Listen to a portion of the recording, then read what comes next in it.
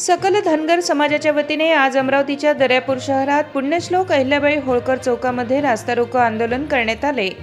रास्ता रोको आंदोलनामुळे काही वेळ वाहतूक विस्कळीत झाली होती। धनगर समाजाला एसटी मधून आरक्षण देण्यात आले, त्या आरक्षणाची तात्काळ अंमलबजावणी करण्यात यावी यासाठी हे आंदोलन करण्यात आले। या आंदोलनात सकल धनगर समाजातील मोठ्या संख्येने धनगर बांधव उपस्थित होते। सदर आंदोलन ठिकाणी पोलीस प्रशासन दाखल होऊन रास्ता रोको आंदोलनामुळे वाहतूक विस्कळीत झाल्याने सदर आंदोलकांना पोलिसांनी ताब्यात घेतले आहे व पुढील कारवाई करण्यासाठी पोलीस स्टेशन येथे नेण्यात आले आहे। दिवाळीपर्यंत सकल धनगर समाजाच्या आरक्षणाची अंमलबजावणी न झाल्यास यापेक्षाही तीव्र स्वरूपाचे आंदोलन छेडण्यात येईल असा इशाराही यावेळी सकल धनगर समाजाच्या वतीने सरकारला देण्यात आला आहे।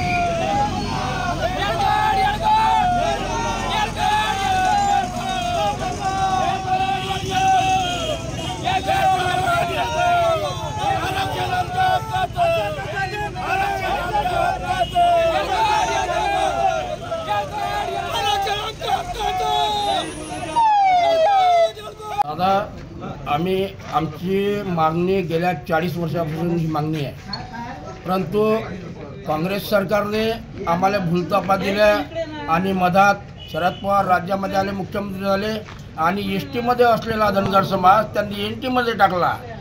ते एक महापापच त्यांनी केलं। नंतरच्या काळात बीजेपी सरकारला आम्ही भरभरून सत्तेत बसवलं।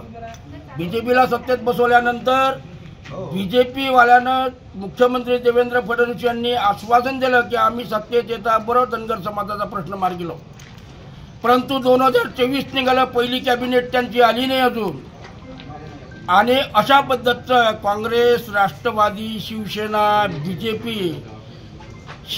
बीजेपी या सर्व पक्षांनी धनगर समाजाची अवहेलना केलेली आहे। म्हणून आम्ही आता पूर्ण महाराष्ट्रभर धनगर समाजाने ठरवलं की तीव्र आंदोलन करून आमचा हक्क, आम्ही एसटीमध्ये ऑलरेडी आहोत, आम्ही मागून नाही राहिलो आम्हाला एसटीमध्ये टाका म्हणून, ऑलरेडी एसटीमध्ये आहोत, त्याच्यात अंमलबजावणी झाली पाहिजे एवढीच आमची मागणी आहे।